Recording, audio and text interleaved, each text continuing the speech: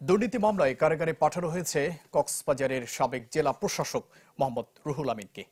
দুপুরে জেলা ও দায়রা জজ আদালত তাকে কারাগারে পাঠানোর নির্দেশ দেন। এর আগে আত্মসমর্পণ করে জামিন চাইলে তা নামঞ্জুর করে আদালত।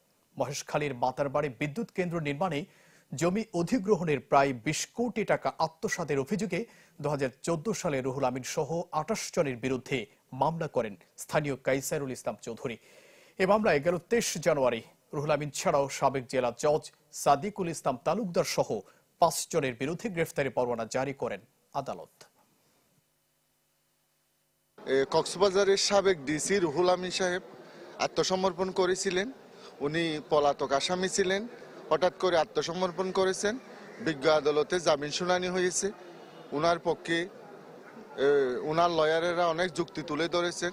আমি দুদকের পক্ষ থেকে পিপি হিসাবে আমি আমার মামলা তুলে ধরেছি।